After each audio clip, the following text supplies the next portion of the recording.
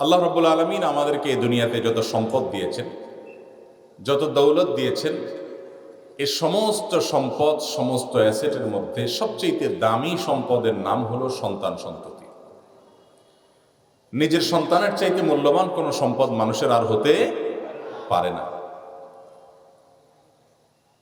এই সম্পদ আল্লাহ তাআলা যাকে দেননি পরীক্ষা করার জন্য, তিনি জানেন এই সম্পদের মূল্য কত বেশি।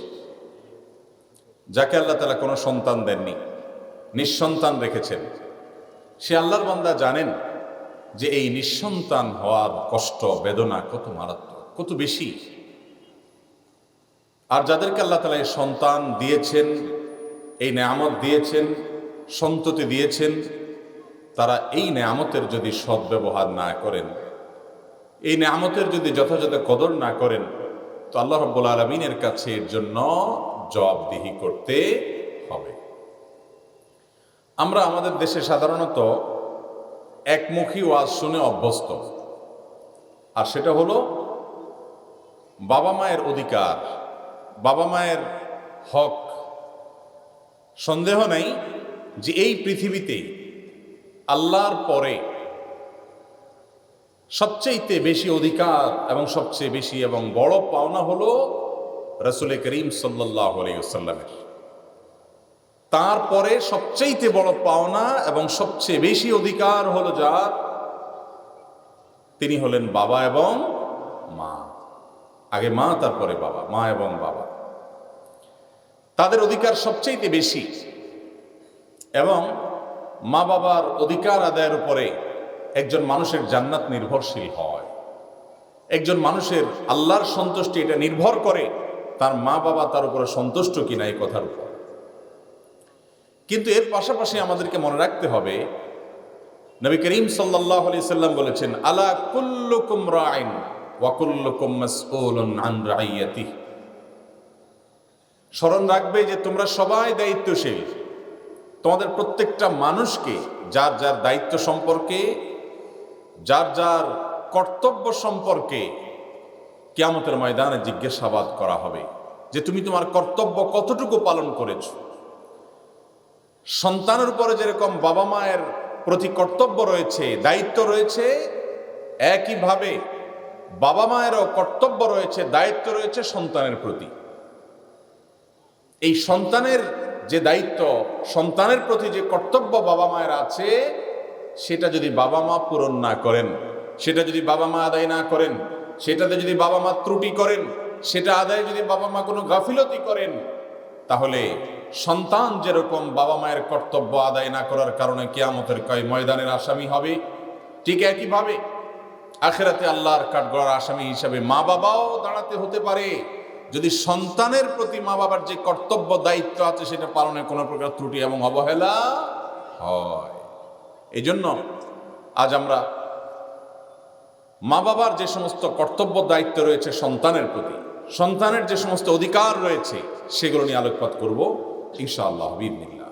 মুহতারাম হাজিরিন, যেটি বলছিলাম, আল্লাহর জমিনে আল্লাহ তাআলা আমাদেরকে অনেক সম্পদ দিয়েছেন। টাকা পয়সা, জমি জমা, ব্যবসা বাণিজ্য, ব্যাংক ব্যালেন্স, আমাদের যত অ্যাসেট রয়েছে, যত সম্পদ রয়েছে, এই সবগুলোর মধ্যে দামি সম্পদ, দামি অ্যাসেট এবং মূল্যবান নেয়ামত যেটি, যে নেয়ামতের আর কোনো তুলনা হয় না, সেটা হলো সন্তান। এই জন্য কোনো বাবা তার সন্তানের জীবন রক্ষা করার জন্য তার জীবনের সব কিছু ত্যাগ করে হলেও সন্তানের জীবনকে রক্ষা করতে চান। একজন বাবা, একজন মা, তার সন্তান তার কাছে এত মূল্যবান যে দুনিয়াতে ব্যাংক ব্যালেন্স, ব্যবসা বাণিজ্য যা কিছু করেন, এটা মূলত করেনি বাবা তার সন্তানদের জন্য। ঠিক না ঠিক? যে সন্তানের জন্য আপনি ব্যাংক ব্যালেন্স, ব্যবসা বাণিজ্য, টাকা পয়সা সবকিছু হালাল হারাম বাজ বিচার করেন বা না করেন, চেষ্টা করে আপনি জমার চেষ্টা করেন, সম্পদ সঞ্চয় করার চেষ্টা করেন, যেই সন্তানের জন্য এগুলোর এত চেষ্টা করেন, সেই সন্তানের দুনিয়া এবং আখেরাত যদি ভালো থাকে এটা চান, সে যদি দুনিয়া আখেরাত উভয়টাতে সুখী হোক সেটা চান, তাহলে একজন বাবা হিসাবে, একজন মা হিসাবে আপনার আমার কিছু কর্তব্য আছে। সহিহ মুসলিমের হাদিসে আসছে, নবী করিম সাল্লাল্লাহু আলাইহি সাল্লাম বলেছেন, ইন্না লিওয়ালাদিকা আলাইকা হাক্কা, নিশ্চয়ই তোমার সন্তান সন্ততি, তোমার ছেলে মেয়ের অধিকার আছে তোমার উপরে। যারা বাবা মা আছেন তারা শুনে রাখেন যে আপনি আপনার সন্তানের অধিকার যদি আদায় না করেন, আপনি কিয়ামতের ময়দানে আল্লাহর কাছে জবাবদিহি করা লাগবে। মুহতারাম হাজরিন, সন্তানের অধিকার এত গুরুত্বপূর্ণ যে একজন মানুষ যেন সন্তান দুনিয়াতে আসার অনেক আগে থেকে সন্তানের ভবিষ্যৎ চিন্তা করে, সন্তান ভালো মানুষ যেন হয় সেই চিন্তা করে আগে থেকে যেন প্রস্তুতি গ্রহণ করে। এই জন্য ইসলাম নির্দেশ করেছে যে তোমার বিবাহের অনেক আগে থেকে বা বিবাহের পর সর্বদা আল্লাহর কাছে দোয়া করতে হবে। সূরা ফুরকানের আয়াত নম্বর ৭৪ আল্লাহ তাআলা দোয়া শিক্ষা দিয়েছেন, রব্বানা হাব লানা মিন আজওয়াজিনা রব্বানা হাব লানা মিন আজওয়াজিনা ওয়া যুররিয়াতিনা কুররাতা আয়ুন ওয়াজআলনা লিল মুত্তাকিনা ইমামা। হে আমার রব, হে আমাদের পালনকর্তা মালিক, আপনি আমাদেরকে এমন সন্তান, এমন পরিবার দান করুন যাদেরকে দেখলে আমাদের নয়ন জুড়িয়ে যাবে, যে সন্তানকে দেখলে আমাদের চোখ শীতল হয়ে যাবে, যে সন্তানকে দেখলে আমাদের ভালো লাগবে। এরকম সন্তান, এরকম পরিবার আপনি আমাদেরকে দেন।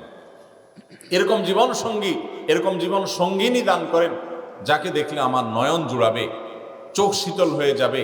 অর্থাৎ সব দিক থেকে যখন একটা মানুষ পারফেক্ট হয়, সব দিক থেকে যখন ত্রুটিমুক্ত হয়, তখনই কিন্তু তাকে দেখলে চোখ জোড়ায়। একজনকে আল্লাহ সন্তান দিয়েছেন, সন্তান দেখতে অনেক সুন্দর কিন্তু ভেতরে অনেক রোগ বালাই। বাবা মা সে সন্তান দেখলে তার অন্তর কখনো ভরে না, দুঃখ লাগে যে এত সুন্দর ছেলেটা কিন্তু অনেক বড় বড় রোগ তার শরীরে আছে। ঠিক না ঠিক? একইভাবে একজন সন্তান দেখতে শুনতে অনেক ভালো, তার শরীরে কোনো রোগ বালাইও নাই, কিন্তু সে মানুষটা ভালো না। এই সন্তানকে দেখেও কখনো মা বাবার চোখ জুড়ায় না, অন্তর জুড়ায় না। এই জন্য আল্লাহ তাআলা এমন এক দোয়া শিক্ষা দিয়েছেন, এই দোয়ার মাধ্যমে আপনি আপনার সন্তান, আপনি আপনার স্ত্রী, স্বামী, পরিবার, গোটা পরিবারটা আল্লাহর কাছে এমনভাবে চেয়ে নিলেন যে সব দিক থেকে 16 কলায় পরিপূর্ণ হবে। একজন তার এমন এক স্ত্রী পেয়েছেন যিনি দেখতে অনেক সুন্দরী, অপরূপা, অনন্যা দেখতে, কিন্তু তার চারিত্রিক ত্রুটি আছে। কোন স্বামীর কাছে সেই স্ত্রী নয়ন জোড়ানোর মতো, অন্তর শীতল করার মতো স্ত্রী হতে পারেন না। এই জন্য আল্লাহ তাআলার শব্দ, সৃষ্টিকর্তা তিনি জানেন কিভাবে দোয়া করলে আপনার সব দিক পূরণ হবে, সেভাবে তিনি শিক্ষা দিয়েছেন। রব্বানা হাব লানা মিন আজওয়াজিনা ওয়া যুররিয়াতিনা কুররাতা আয়ুন। হে আমাদের পালনকর্তা, আপনি আমাদেরকে এমন পরিবার, এমন স্বামী, এমন স্ত্রী, এমন পরিবার এবং এমন সন্ততি দান করেন, এমন সন্তান দান করেন যাদেরকে দেখলে আমাদের চোখ শীতল হয়ে যাবে। চোখ কখন শীতল হবে? যখন সব দিক থেকে পারফেক্ট হবে, সব দিক থেকে যখন ওকে হবে, সব দিক থেকে যখন ঠিকঠাক হবে। সে শারীরিকভাবে অসুস্থ, সে মেধাবী, সে ভদ্র, সে ভালো, সে সাকসেস, সব দিক থেকে তাকে দেখলে বাবা মা সব দিক থেকে ভালো লাগা কাজ করে। এই সন্তানকে বলা হয় নয়ন জোড়ানো সন্তান। এই নয়ন জোড়ানো সন্তান যেন আমরা পাই, সেজন্য কোরআন আমাদেরকে শিক্ষা দিয়েছে। এই দোয়ার শেষে আল্লাহ বলছেন, ওয়াজআলনা লিল মুত্তাকিনা ইমামা। আল্লাহ আমাকে, আমার পরিবারকে, আমার সন্তান সন্ততিকে আপনি মুত্তাকিদের ইমাম বানায় দেন। কাদের ইমাম বানায় দেন? মুত্তাকিদের ইমাম বানায় দেন। এখন আমরা মা বাবারা অনেকে তো দোয়া করি আমাদের সন্তান যেন ইমাম হয়, নেতা হয়। কিসের নেতা হয়? অমুক দলের নেতা হয়, তমুক দলের নেতা হয়। আর আল্লাহ তাআলা দোয়া শিখিয়ে দিয়েছেন, দোয়া করো যাতে মুত্তাকিদের ইমাম হয়, নেককারদের ইমাম হয়। নেককারদের নেতা হতে পারে, আল্লাহর ওলিদের নেতা হতে পারে, পরহেজগারদের নেতা হতে পারে, ভালো মানুষ শুধু না, ভালো মানুষদের নেতা হতে পারে। মুহতারাম হাজরিন, নেক সন্তান আপনার জীবনের সবচেয়ে বড় সম্পদ। আর সেজন্য বিয়ের পরে তো বটেই, বিবাহের আগে থেকে দোয়া করা যেতে পারে যে আল্লাহ আমাকে একসময় যখন তুমি সংসার দিবা, দাম্পত্য জীবন দিবা, আমার যখন বৈবাহিক জীবনে আসবো আমি, আমাকে এমন পরিবার দিও যে পরিবারটা দেখলে আমার ভালো লাগে, যে পরিবারটা দেখলে আমার নয়ন জুড়ায়। আজ পারিবারিক অশান্তির সময় চলছে, কেউ স্ত্রী নিয়ে অশান্তিতে আছেন, কেউ সন্তান নিয়ে অশান্তিতে আছেন, কেউ সন্তানের ভবিষ্যৎ নিয়ে দুশ্চিন্তায় আছেন।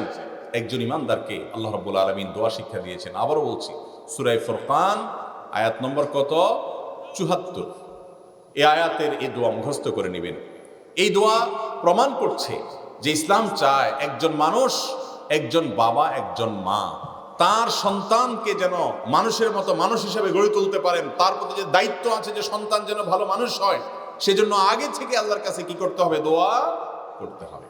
নবী করিম সাল্লাল্লাহু আলাইহি সাল্লাম আমাদেরকে যে নির্দেশ করেছেন, তোমরা যারা বিবাহ করতে চাও, যারা বিবাহ করাইতে চাও, ছেলেদেরকে, মেয়েদেরকে, অধীনস্থদেরকে, ছোটদেরকে, সবার প্রতি নবী করিম সাল্লাল্লাহু আলাইহি সাল্লামের কমন নির্দেশ, ফাজফার বিজাতিদ্দীন, ফাজফার বিজাতিদ্দীন। মেয়েদেরকে বিয়ে করে মানুষ কেউ রূপ লাবণ্য দেখে, কেউ বংশ গৌরব ঐতিহ্য দেখে, কেউ সম্পদ পয়সা কড়ি দেখে, এক একজন এক একটা দেখে বিবাহ শাদী করে। তুমি বিবাহ করবে মেয়ের দিনদারি দেখে, ছেলের দিনদারি দেখে, পাত্রের দিনদারি দেখে, পাত্রের দিনদারি দেখে, সে কতটা মুত্তাকি, সে কতটা পরহেজগার, সে তার সৃষ্টিকর্তাকে চিনে কিনা, সৃষ্টিকর্তার গোলামি করে কিনা, সৃষ্টিকর্তার দাসত্বের স্বীকার করে কিনা, সৃষ্টিকর্তার তাকওয়া তার মধ্যে আছে কিনা, আল্লাহর সাথে পরিচয় তার আছে কিনা। যে তার মালিককে চিনে না, যে তার সৃষ্টিকর্তাকে চিনে না, যে তার রবকে চিনে না, পালনকর্তাকে চিনে না, পালনকর্তার কৃতজ্ঞতা আদায় করে না, সে তো নিমক হারাম। এই নিমক হারাম যত ভালো মানুষ হোক না কেন, সে কখনো প্রকৃত অর্থে বাহ্যিকভাবে যত ভালো হোক না কেন, চূড়ান্ত এবং আসল ভালো মানুষ সে হতে পারে।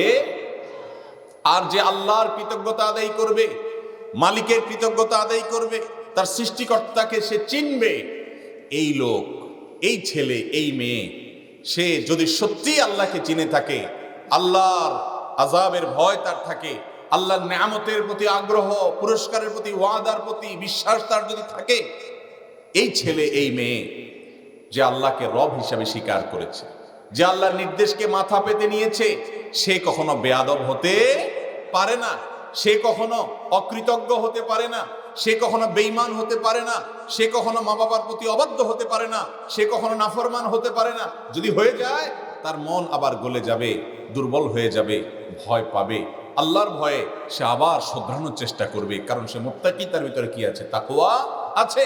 এই জন্য সবচেয়ে গুরুত্বপূর্ণ বিষয় হলো যে দিনদারি দেখে জীবন সঙ্গী নির্বাচন করা। মুরব্বীরা যারা ছেলে মেয়েদের বিয়ের জন্য পাত্রী খোঁজেন, পাত্র খোঁজেন, নবী করিম সাল্লাল্লাহু আলাইহি সাল্লাম যে পয়েন্টটা বলে গেছেন, আজ সেটা আমাদের কাছে বড় গৌণ হয়ে গেছে। ঠিক না ঠিক? এখন পাত্র পাত্রীর অনেক বিষয় আমরা দেখি, কিন্তু আসলটা দেখি না। অনেক মুরব্বীরা আছে, বিয়ে করাতে গেলে জিজ্ঞেস করেন যে কোরআন শরীফ পড়তে পারে কিনা, খতম দিছে কিনা, নামাজ পড়ে কিনা, বাস এই দু চারটা জিনিস জিজ্ঞেস করে এগুলার ইতিবাচক উত্তর পেলে মনে করেন দিনদারি হয়ে গেছে। না, এটা দিনদারি না বাবা। দিনদারি কোনটা? দিনদারি হলো এই মেয়ে কোরআন বুঝে কিনা, এই ছেলে কোরআন বুঝে কিনা। বলো তো দেখি, আল্লাহ তাআলা কোরআন নামাজ সম্পর্কে কি বলেছেন? এতটুকু যদি তুমি না জানো, তুমি কিসের মুসলমান? সে কিসের দিনদার? তুমি ছেলে মানুষ, উপার্জন করতে হবে, বলো দেখি কোরআনে আল্লাহ হারাম সম্পর্কে, হারাম বক্ষণ করার সম্পর্কে কি বলেছেন, হালাল বক্ষণ করার সম্পর্কে কি বলেছেন জানে কিনা? এরকম ছেলে এখন সোনার হরিণ হয়ে গেছে, এরকম মেয়ে এখন সোনার হরিণ হয়ে গেছে। তো যে কথা বলছিলাম, যে সন্তান সন্ততি, এগুলো তাদের প্রতি যে দায় দায়িত্ব বাবা মার আছে, কত বেশি গুরুত্ব একজন বাবা মায়ের উপরে সন্তান সন্ততির অধিকারের ব্যাপারে, কর্তব্যের ব্যাপারে, তাদেরকে মানুষ করার ব্যাপারে, যে কোরআন আগে থেকে আমাদেরকে শিক্ষা দিয়েছে দোয়া করার জন্য, এবং বিয়ের আগে থেকে ভালো জীবন সঙ্গিনী নির্বাচন করার নির্দেশ দেওয়া হয়েছে। কেন? যাতে করে তার মাধ্যমে যে সন্তান আসবে, বংশধর আসবে, তারা যেন ভালো মানুষ হয়। কারণ মা ভালো না হলে সন্তান ভালো হওয়ার সম্ভাবনা খুবই কম। মোহতারাম হাজরিন, এই জন্য জন্মের আগে থেকে বা জন্মের পর সন্তানের প্রতি বাবা মায়ের কিছু করণীয় আছে, কিছু সুন্নাহ আমল আছে, কিছু ওয়াজিব আমল আছে। এই আমলগুলো সন্তানকে ভালো করার জন্য, সন্তানের প্রতি দায়িত্ববোধ থেকে, কর্তব্যবোধ থেকে বাবা মাকে করতে হয়, ইসলাম নির্দেশ দিয়েছে। তার প্রথমটি দোয়া করা, আগে থেকে এবং পরবর্তীতে দোয়া করা, যেটা বলছিলাম সূরা ফুরকান আয়াত নম্বর ৭৪ দিয়ে, রব্বানা হাব লানা মিন আজওয়াজিনা ওয়া যুররিয়াতিনা কুররাতা আয়ুন ওয়াজআলনা লিল মুত্তাকিনা ইমামা। এই দোয়া করতে হবে। দ্বিতীয়ত, একজন ছেলে, একজন পাত্র, তিনি ভবিষ্যতে বাবা হবেন, মা হবেন, সেই জায়গা থেকে তার জীবন সঙ্গী নির্বাচনের ক্ষেত্রে দিনদার জীবন সঙ্গী দেখে নির্বাচন করবেন। এটাও কিন্তু সন্তানের কল্যাণার্থে আগে থেকে করতে হবে। জীবন সঙ্গিনী দিনরাত করতে হবে, সঙ্গী দিনরাত নির্বাচন করতে হবে। নাম্বার 3, জন্মের সঙ্গে সঙ্গে এবং জন্মের আগে থেকে দোয়া। কত গুরুত্ব দিয়েছে ইসলাম সন্তান যাতে মানুষ হয়, সন্তান যেন দিনদার হয়, ভালো মানুষ হয়, সেজন্য কতভাবে ইসলাম আমাদেরকে গুরুত্ব আরোপ করেছে। স্ত্রীর সাথে যখন শারীরিক সম্পর্ক হবে তখনই আল্লাহ নবী সাল্লাল্লাহু আলাইহি সাল্লাম দোয়া শিক্ষা দিয়েছেন যেন দোয়া করা হয়। কি দোয়া? যে দোয়ার মর্মের মধ্যে আছে যে ওয়াজান্নিবিশ শাইতানা মা রাযাকতানা, আল্লাহ যেই সন্তান আপনি আমাদেরকে দিবেন সেই সন্তান যেন শয়তানের প্রভাব থেকে মুক্ত থাকে, শয়তান যেন তাকে বিপদগামী করতে না পারে, নষ্ট করতে, ক্ষতি করতে না পারে, তাকে যেন সে বিপথে, ভুল পথে যেন নিয়ে যেতে না পারে, শয়তানের পাকড়াও থেকে, আক্রমণ থেকে, অ্যাটাক থেকে আপনি আমার অনাগত সন্তানকে হেফাজতে রাখুন। এই দোয়া সেই সময় পর্যন্ত নবী করিম সাল্লাল্লাহু আলাইহি সাল্লাম করা শিক্ষা দিয়েছে।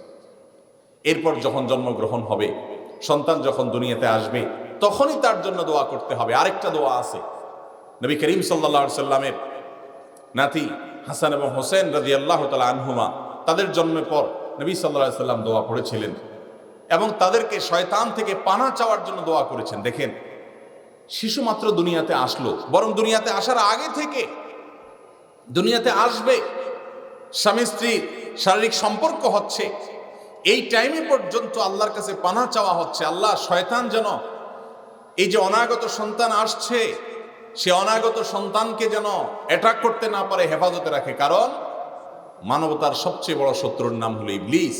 এই ইবলিস জন্মের সঙ্গে সঙ্গে, বরং জন্মের আগে থেকে ওঁত পেতে থাকে যে মানুষের কোন সন্তান আসার পর তাকে নষ্ট করা যায়।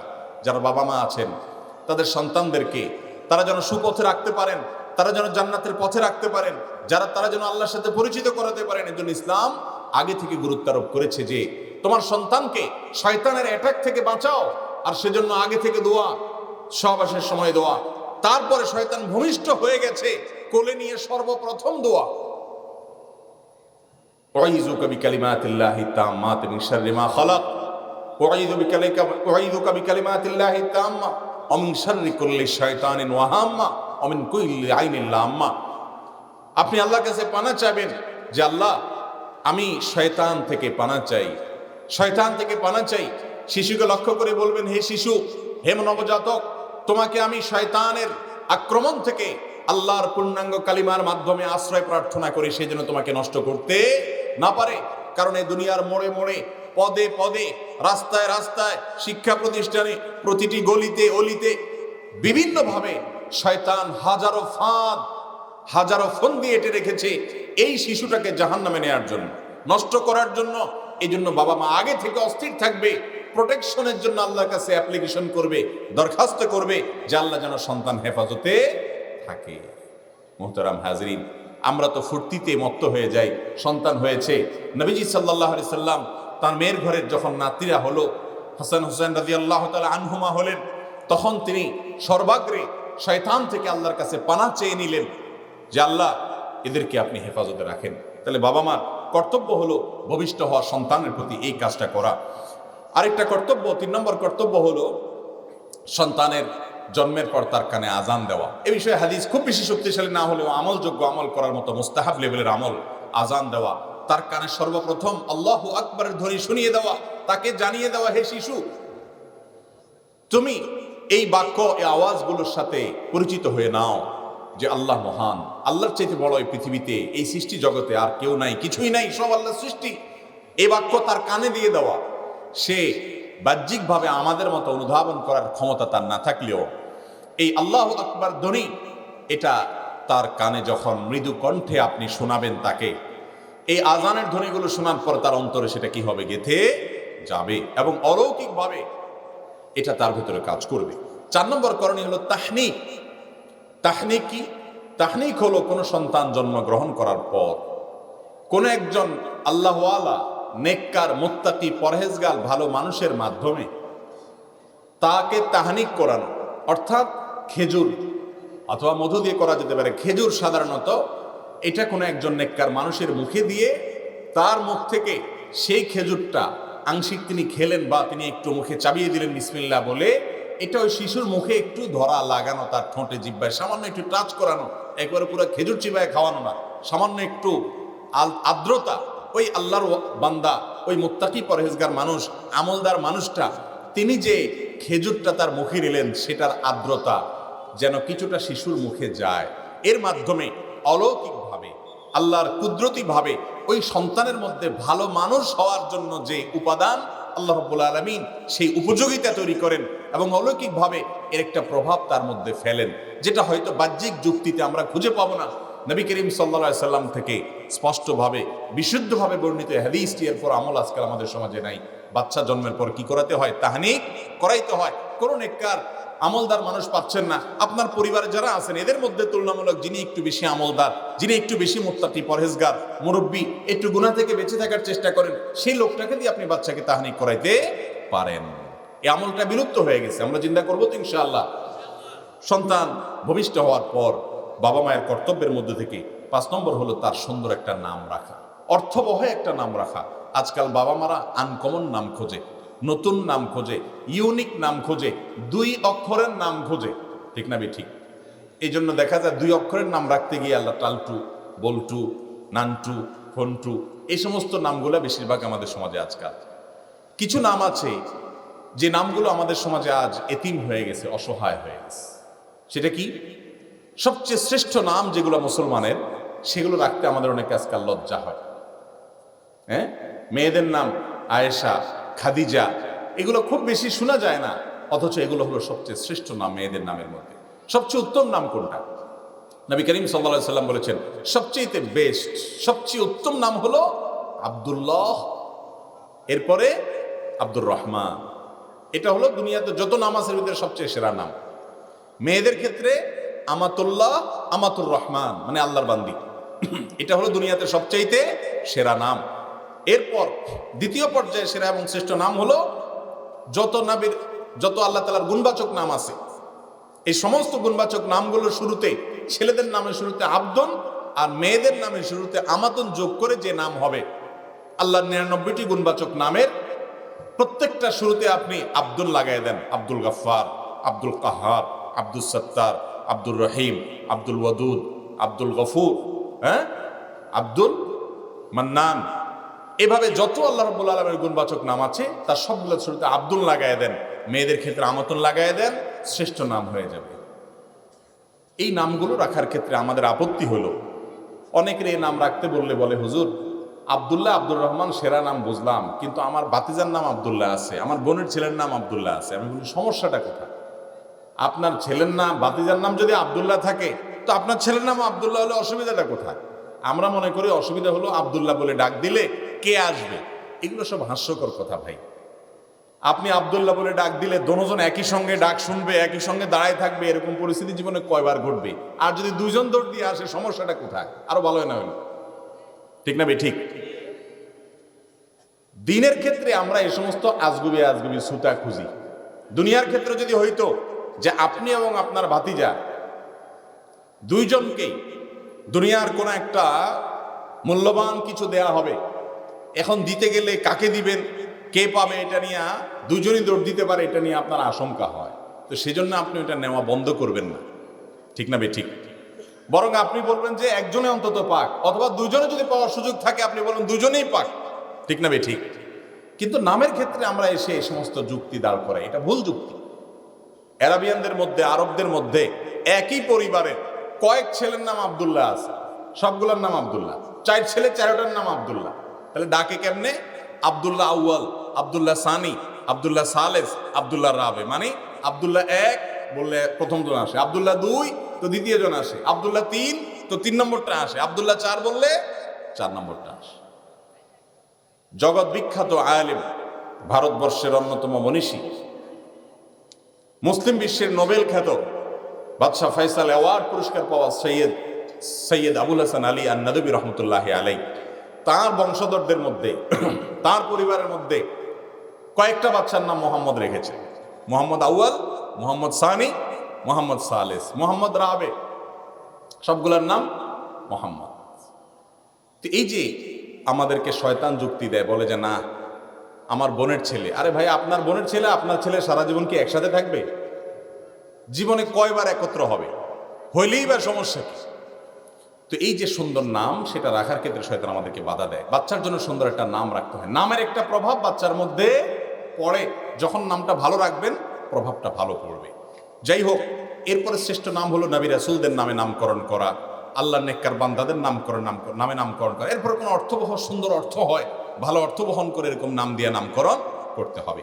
এটা হলো নবজাতক শিশুর প্রতি বাবা মায়ের কর্তব্য। 6 নম্বর হলো সন্তান জন্মের পর 7 নম্বর দিনে তার মাথার চুল চেঁচে চুলের ওজন পরিমাণ স্বর্ণ অথবা রূপা আল্লাহর রাস্তায় দান করা। সন্তানের চুলের ওজন পরিমাণ স্বর্ণ এবং রূপা আল্লাহর রাস্তায় কি করতে হয়? দান করতে হয় 7 নম্বর দিনে। আমল করেছেন এটা যারা, হাত তোলেন। আপনার সন্তান জন্মের পর 7 নম্বর দিনে চুল চাচার পরে চুলের ওজন পরিমাণ স্বর্ণ দান করছেন বা রূপা দান করছেন যারা, হাত তোলেন। বুঝে হাত তুলছেন আপনারা? আলহামদুলিল্লাহ, 4-5টা হাত উঠছে, 1-2জন আল্লাহ জানে। যাই হোক, আমি আমার সব সন্তানের ক্ষেত্রে আমলটা করেছি আলহামদুলিল্লাহ। ওলামা একরাম করেন, অনেকে আমরা জানি না। সন্তান জন্মের পর 7 নম্বর দিনে চুল চাচার পরে এই চুলটারে ওজন করার পর যতটুকু হয়, সামান্য কয়েক গ্রাম হয়, কতটুকু আর মাথার চুল থাকে তার, এই চুলের ওজন সমপরিমাণ যদি পয়সা আলা হন তাহলে স্বর্ণ, আর গরিব বা মধ্যবিত্ত হলে রূপা, অথবা এটার মূল্য গরিব দুঃখীকে দান করে দিবেন। রূপা দিলে, অনেক আগের কথা আমি দিয়েছি, আমার যতটুকু মনে পড়ে যে আপনার তখনকার হিসাবে 20-25 টাকা আসছিল, আর এই যে বছর 2 আগে আবার দিয়েছে অনুমান করে 100-150 টাকার বেশি আসার কথা না রূপা দিলে। আর স্বর্ণ দিলে হয়তো অনেক বেশি হবে। আমি নিজে, আমার মনে আছে, বাচ্চার চুল পলিথিনে করে একেবারে স্বর্ণকারের দোকানে নিয়ে বলছি, ভাই পাল্লাতে এগুলো উঠান, পরিচিত স্বর্ণকার না হলে তো যাতা উঠাবে না পাল্লায়। তো উঠানোর পরে কতটুকু হয়েছে, এতটুকু মূল্য কত হয়েছে হিসাব করে গরিব মানুষকে দিয়ে দেওয়া। এই আমলটা বিলুপ্ত হয়ে গেছে। অথচ সন্তান ভূমিষ্ঠ হওয়ার পর এই ছোট ছোট আমলগুলা, যে আমলগুলো ফরজ কোনো আমল না, না করলে কোনো গুনাহ হবে না, কিন্তু এগুলোর প্রভাব বাচ্চা ভালো মানুষ হিসেবে গড়ে ওঠার জন্য অনেক বড় ধরনের রাখে। এই জন্য এই আমলগুলো করতে হয়, এগুলো শিশুর পাওনা। যদি কোনো শিশুকে 7ম দিনে চুল চাচা সম্ভব না হয়, যখন করবেন তখন আপনার এই চুলের ওজন পরিমাণ স্বর্ণ বা রূপা দান করবেন। 7 নম্বর আমল হলো 7ম দিনে আকিকা দেওয়া। বাচ্চার জন্মের পরে কত নম্বর দিনে আকিকা দেওয়া?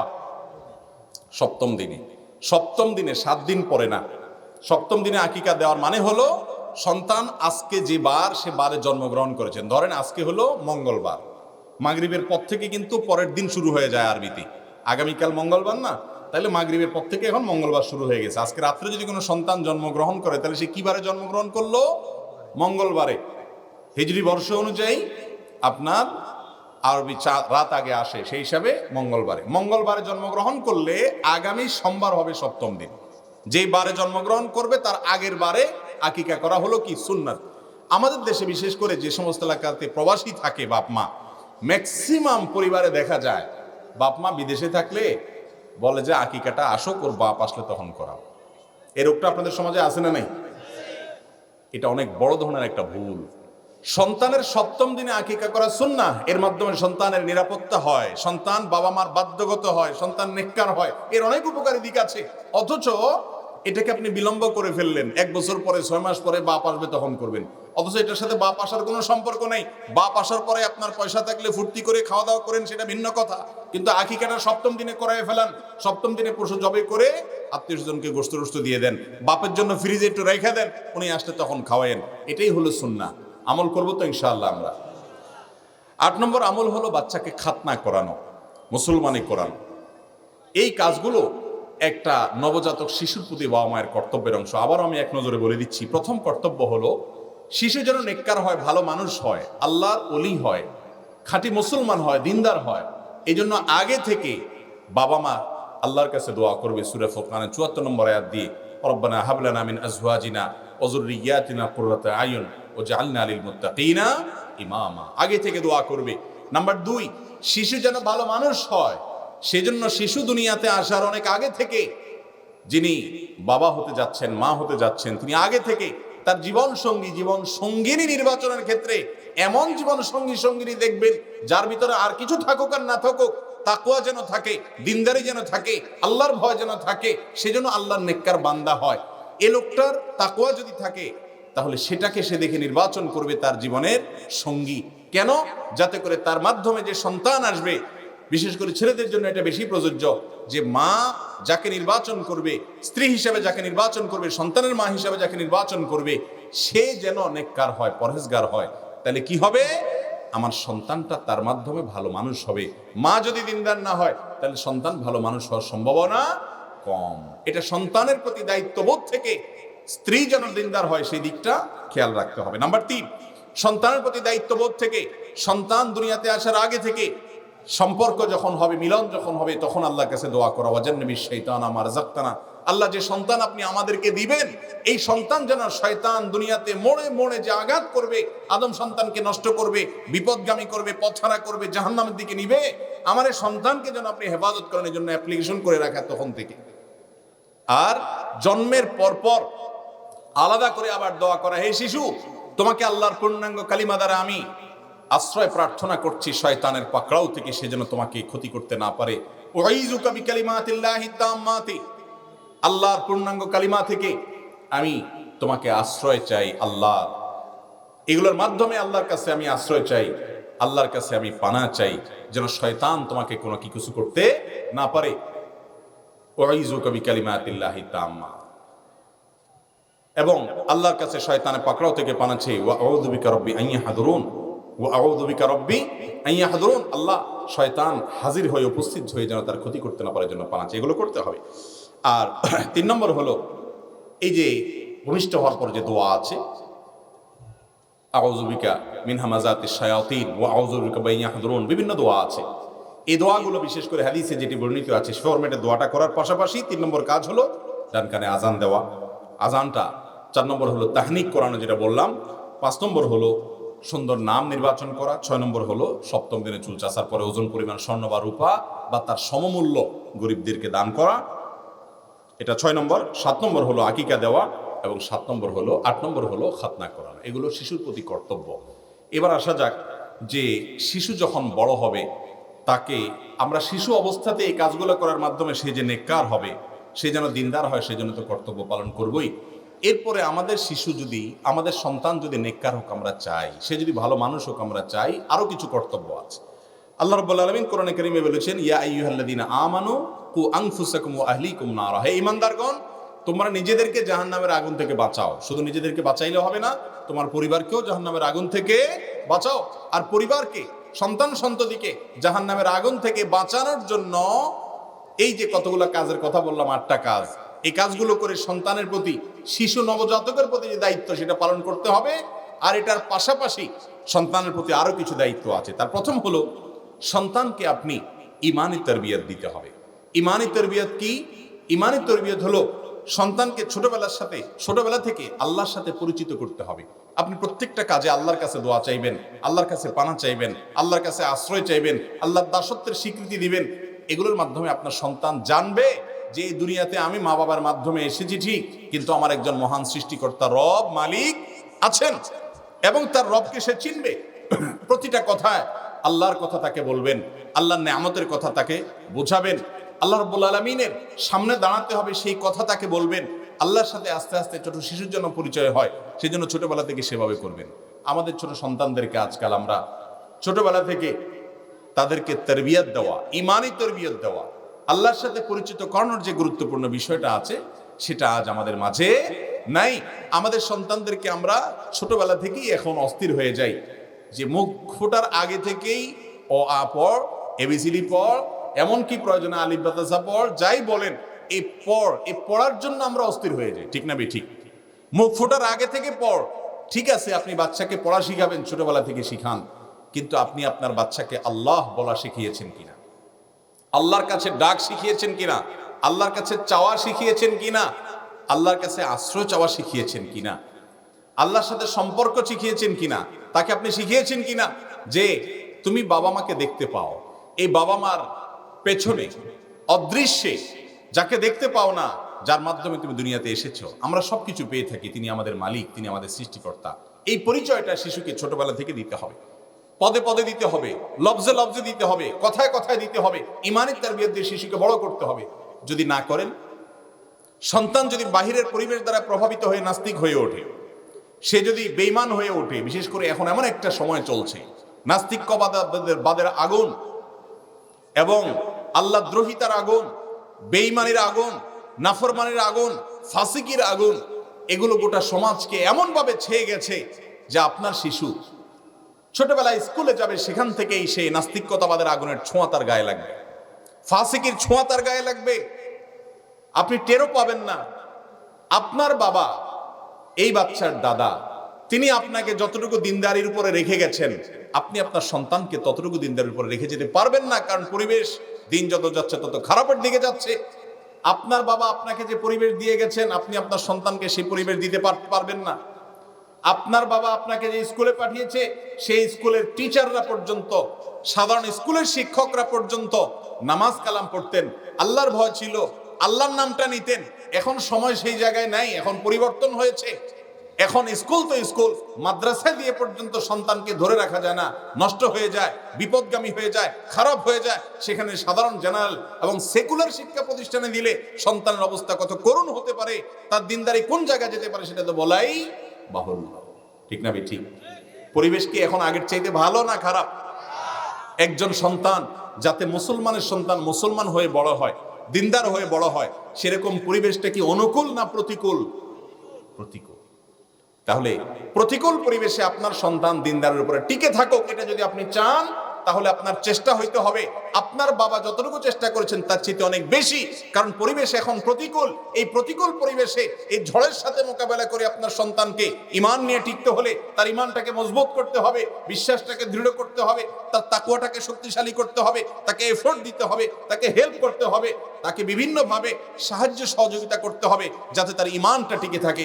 যদি না করেন, আপনার পরে সন্তান যদি ফাসেক হয়ে যায়, বেনামাজি হয়ে যায়, বেঈমান হয়ে যায়, নাস্তিক্যতাবাদে চলে যায়, সংশয়বাদী হয়ে যায়, ঈমান হারা হয়ে যায়, তাহলে আপনার মতো ক্ষতিগ্রস্ত আর কেউ হলো না। কারণ মানুষের মৃত্যুর পর মাত্র 3টা জিনিস তার কবরে, তার আমলনামাতে উপকার যোগ করতে থাকে, তার সওয়াবের অ্যাকাউন্টে ব্যালেন্স পাঠাতে থাকে 3টা আমলে। তার একটা হলো আওয়ালাদুন সালেহ ইয়াদউ লাহ, যদি নেক সন্তান রেখে যান, আর এই নেক সন্তান যদি আপনার জন্য দোয়া করে, এই দোয়ার মাধ্যমে আপনার জন্য আল্লাহর কাছে যে ফরিয়াদ করবে, চোখের পানি ফেলবে, আল্লাহ আমার বাবাকে মাফ করে দেন, মাকে মাফ করে দেন, এই সন্তানের দোয়াটা আপনার আমলনামায় যুক্ত হতে থাকবে। এবং সেটা আপনার এই সন্তান চলে যাওয়ার পরে তার সন্তানরা আসবে, তারা দোয়ায় বলবে আল্লাহ আমার দাদাকে মাফ করে দেন, সেটা আপনি পেতে থাকবেন। তারা যাওয়ার পর পরবর্তী প্রজন্ম আসবে, তারা এসে দোয়া করবে আল্লাহ আমার পূর্বপুরুষ যারা আছেন তাদেরকে মাফ করে দেন, আপনি কবরে সেই দোয়া পেতে থাকবেন। আপনি যদি আপনার সন্তানকে সঠিক ট্র্যাকে রেখে যেতে না পারেন, দিনদারি শিক্ষা দিয়ে যেতে না পারেন, মুসলমান বানিয়ে যেতে না পারেন, মুত্তাকি বানিয়ে যেতে না পারেন, আল্লাহওয়ালা বানিয়ে যেতে না পারেন, আল্লাহর সাথে সম্পৃক্ত এবং পরিচিত করে যেতে না পারেন, তাহলে আপনার মৃত্যুর পর আপনি তো বঞ্চিত হলেন, আপনার পূর্বপুরুষ যতজন আছে, আপনার বাপ, তার বাপ, তার বাপ, পূর্বের বাপ, সকলে যে দোয়া পেত এই সন্তান থেকে, এর বংশধর থেকে, সেই সিলসিলা, সেই ধারাবাহিকতা আপনি ছিন্ন করে ধ্বংস করে দিয়ে গেলেন। আপনার চাইতে বড় ক্ষতিগ্রস্ত আর কেউ হতে পারে।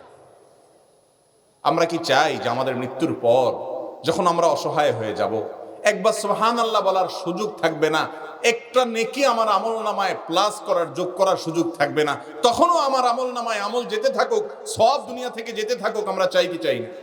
যদি চাই, তাহলে আমার জীবনের সবচেয়ে বড় প্রচেষ্টা হবে, সবচেয়ে বড় পরিশ্রম হবে, সবচেয়ে বড় সাধনা হবে, আমার সন্তানটা যেন আল্লাহর খাঁটি বান্দা হয়ে থাকে। ঠিক না ঠিক?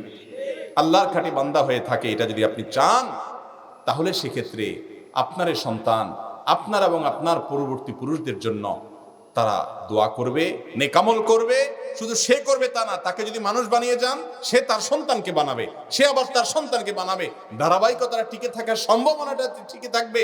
কিন্তু আপনি যদি আপনার সন্তানকে শুধু পয়সার মেশিন বানিয়ে যান, পড়ালেখা শিখে শুধু ভালো স্কুলে চান্স পাও, ভালো কলেজে চান্স পাও, ভালো কেরিয়ার গড়ো, ভালো পয়সা করি কামাও, এগুলোই যদি শুধু শিখান, আর তাকে আল্লাহর বান্দা হওয়া যদি না শিখান, বন্দেগী যদি না শিখান, গোলামি, মালিকের গোলামি যদি না শিখান, আব্দিয়ত যদি না শিখান, শুধু পয়সাই শিখালেন, শুধু দুনিয়ায় শিখালেন, শুধু কেরিয়ারই চেনালেন, তাহলে এই ছেলে হয়তো বড় অফিসার হবে, হয়তো বড় ব্যবসায়ী হবে, হয়তো বড় প্রতিষ্ঠিত কোনো জায়গায় সে চলে যাবে।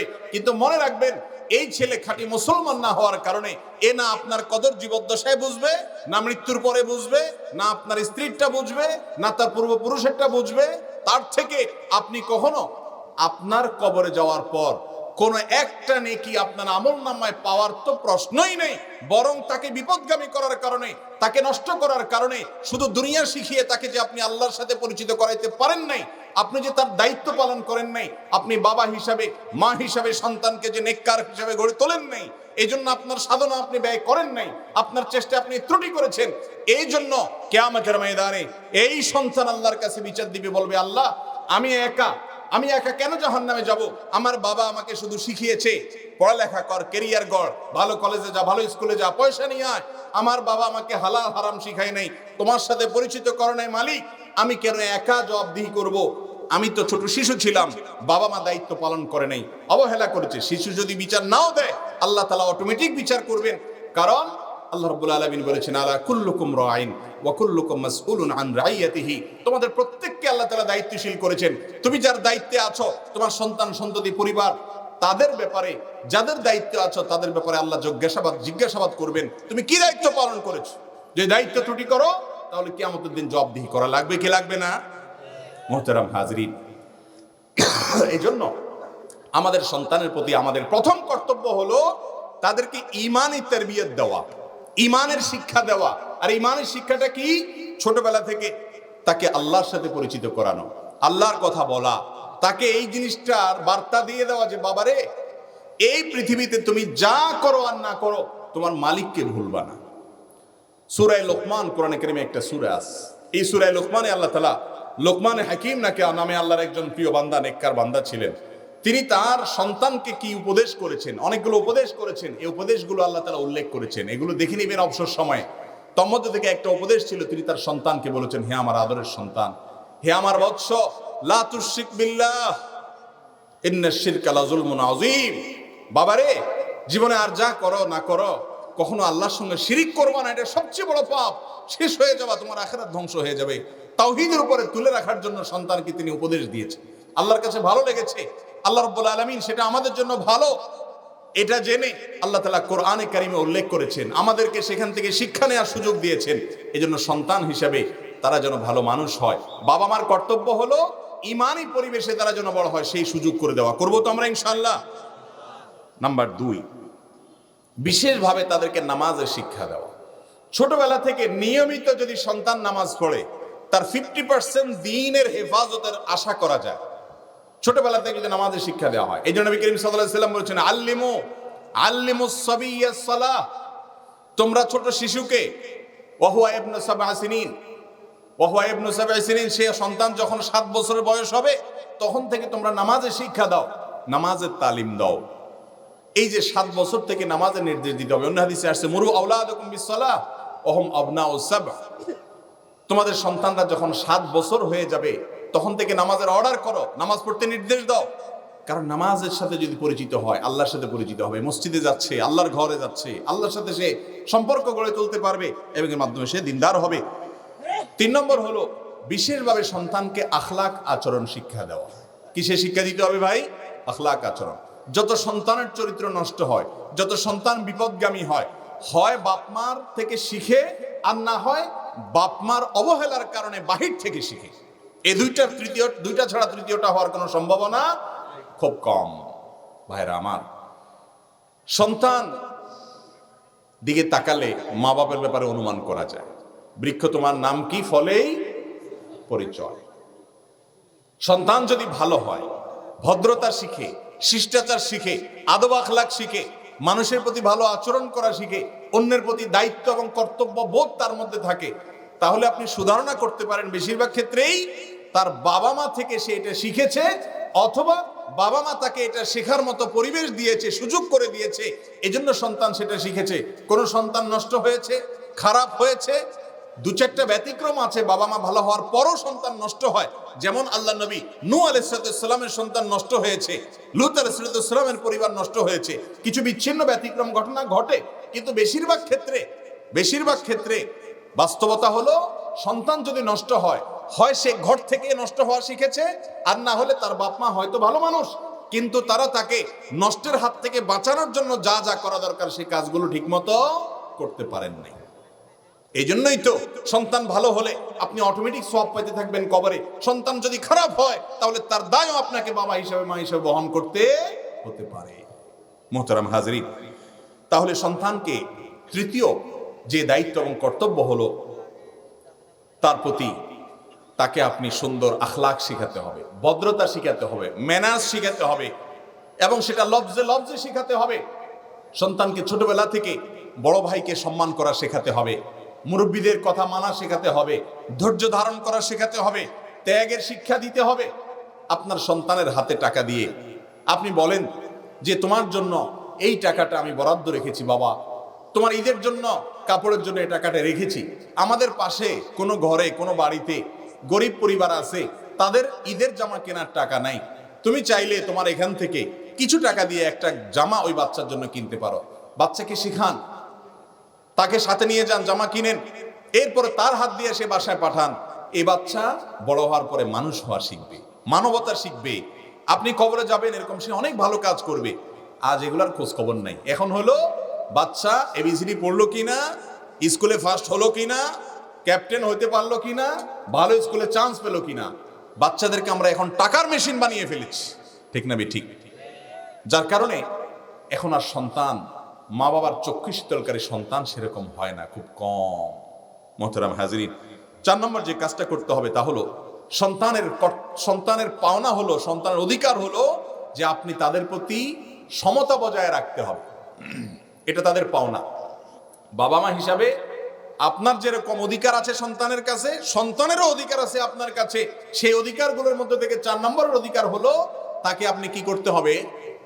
সমতা এবং ইনসাফের সাথে তার সাথে আচরণ করতে হবে। কয়েকজন ছেলে মেয়ে যখন আল্লাহ তাআলা দিবেন তখন তাদের প্রতি সমতা বজায় রাখতে হবে। অনেক বাপরা আছেন, অনেক মা আছেন এই ক্ষেত্রে ধরা খেয়ে যান। কয়েকজন ছেলে মেয়ে আছেন একজনের দিকে এমন টানা টানেন যে যত হাদিয়া তোহফা, যত দান, যত টাকা পয়সা দেওয়া, যত উপহার দেওয়া সব একজনকে দেয়, আরেকজনকে দেয় না। এই রোগটা আছে না নাই মুরব্বীদের মধ্যে? মুরব্বীরা এটা মনে করেন না আপনি বাপমা হয়ে গেছেন দেখে কিয়ামতের ময়দানে আপনার কোনো আর হিসাব নিকাশ হবে না সন্তানের ব্যাপারে। সন্তানের প্রতি জুলুম করবেন, সন্তানের প্রতি অবিচার করবেন, বৈষম্য করবেন, বেইনসাফি করবেন, নাইনসাফি করবেন, এর জন্য আল্লাহর কাছে আপনার জবাবদিহি করা লাগবে। একজন সাহাবী নবী করিম সাল্লাল্লাহু আলাইহি সাল্লামের কাছে এসে বলেছেন, ইয়া রাসূলুল্লাহ, আমি আমার এক সন্তানকে কিছু সম্পদ দিয়েছি। নবীজি বলেন, আচ্ছা তাই নাকি? অন্য তো সন্তান আছে তোমার, আরো তো সন্তান আছে আমি জানি, সবাইকে দিছো? বলে না ইয়া রাসূলুল্লাহ, সবাইকে দেয় নাই, একজনকে দিস। নবী করিম সাল্লাল্লাহু আলাইহি সাল্লাম বলেছেন, যাও তাকে যে দিয়েছো অন্য সবাইকে দাও ইনসাফের সাথে। ইত্তাকুল্লাহ ওয়াদিলু বাইনা আওলাদিকুম, আল্লাহকে ভয় করো এবং সন্তানকে দানের ক্ষেত্রে ইনসাফ বজায় রাখো, সমতা বজায় রাখো। এক ছেলেকে 10 টাকা দিলে আরেক ছেলেকেও দাও, এক ছেলেকে একটা জমি লিখে দিলে সমমূল্যের আরেকটা জমি আরেকটা ছেলেকেও দাও, কয়েকজন থাকলে সবাইকে সমান হারে দাও। একজনকে দিবা আরেকজনকে দিবা না, এটা করা যাবে না। আপনি বলবেন একজন দুর্বল একটু এই জন্য তারে দিছি, আরেকজনের তো আছে এই জন্য দেই নাই, না, এ অধিকার আপনাকে দেয়নি ইসলাম। একটা হলো যে তার জন্য দুর্বল হিসাবে তার জন্য খরচ করা লাগে, একজন অসুস্থ তাকে আপনি ঔষধ দিলেন, চিকিৎসা দিলেন, খরচ করলেন। আরেকজন সুস্থ, তো তার তো দরকার নাই, ঠিক আছে এখানে তো তার খরচ করার দরকার নেই। কিন্তু আপনি যদি জমি জমা দেন, টাকা পয়সা দেন, আপনার কোনো সম্পদ অ্যাসেট দেন, তাহলে সেটা দিতে হলে সমান হারে দিতে হবে। মেয়েরা যদি থাকে তাদেরকে দেওয়ার ক্ষেত্রে ছেলে যা পাচ্ছে একজন, সে ছেলের কমপক্ষে 50%, সে ছেলের কমপক্ষে না 50% একজন মেয়েকে দিতে হবে। ছেলেদেরকে শুধু দিবেন, মেয়েদেরকে তো আর দরকার নাই, তাদের তো বিয়ে হয়ে গেছে, এরকম বললে হবে না। অনেক বাবা মারা এই অন্যায়টা করে থাকেন, এই গুনাহটা করে থাকেন। বাবারা খুব ভালো করে শুনে রাখেন, সন্তানদের প্রতি সমতা বজায় না রাখলে, বেইনসাফি করলে, জুলুম করলে গুনাহ হবে। অনেক সময় দেখা যায় এক সন্তান বিদেশ গেছে, আপনি টাকা দিয়ে পাঠাইছেন, ঠিক আছে আপনি বাবা হিসাবে যে টাকা দিয়ে পাঠাইছেন, ভিসা তার জন্য কিনছেন, টিকিট কিনছেন, টাকা খরচ হয়েছে, আপনি এই টাকাটা আদায় করতে পারেন যে তোমার পিছনে এটা খরচ করছি, অন্যদের জন্য তো করি নাই, তো এই টাকাটা তুমি ফেরত দাও, এটা আমি অন্যদেরকে ভাগ করে সমান হারে তুমিও পাবা অন্যরাও পাবে, অথবা এই টাকার আমি জমা কিনবো, এতটুকু আপনি করতে পারেন। কিন্তু সন্তান বিদেশ যাওয়ার পরে যত কামাই রোজগার করতেছে সব সম্পদ ভাগ করে, যারা বিদেশ যায় না দেশে বসে টোটো করে ঘুরে বেড়ায়, তাদেরকেও আপনি সমান হারে ভাগ করে দিলেন, এটা জুলুম হবে। এটা কি হবে? জুলুম হবে। কষ্ট করে উপার্জন করছে একজন, আর যেগুলো উপার্জন করে না ঘুরতেছে দেশে, চায়ের দোকান আড্ডা মারতেছে, ওদেরকে আপনি ভাগযোগ করে দিয়ে দিলেন। এটা জায়েজ হবে না গুনাহ হবে? গুনাহ হবে। কিন্তু অনেক বাবা মা এই কাজটা করেন কি করেন না? করেন। হ্যাঁ, এটা ঠিক। যে ভাইকে আল্লাহ তাআলা তৌফিক দিয়েছেন, তিনি বড়, বাবা আগে তাকে বিদেশ পাঠাইছেন বা পুঁজি দিয়ে ব্যবসা করার সুযোগ করে দিয়েছেন, হাওলাত দিয়েছেন, ধার দিয়েছেন, তিনি আগে বেড়ে গেছেন, তার অবশ্যই নৈতিক দায়িত্ব আছে ছোট ভাই বোনকে উঠানো। যদি না উঠায় তাহলে সে অমানবিক আচরণ করলো, সে আল্লাহর কাছে দোষী হলো, সেটা আরেক জিনিস। কিন্তু বাবা মা জোর করে তার সমস্ত সম্পদগুলো নিয়ে নিজের নামে নিয়ে অন্য সন্তানদেরকে দিবে, এই অধিকার বাবা মায়ের নাই। বাবা মারা এই অন্যায়গুলো করেন কি করেন না? এবং এই অন্যায়গুলো থেকে আমাদের বেঁচে থাকার চেষ্টা করতে হবে। তাহলে মৌলিকভাবে সন্তানদের যে পাওনা আছে, তাদের যে অধিকার আছে বাবা মায়ের কাছে, বাবা মায়ের যে কর্তব্য আছে, বাবা মায়ের যে করণীয় আছে সন্তানদের প্রতি, দায়িত্ব আছে সন্তানদের প্রতি, যেগুলো না করলে আল্লাহর কাছে জবাবদিহি করা লাগতে পারে, সেগুলোকে আমি 5টা শ্রেণীতে ভাগ করেছি।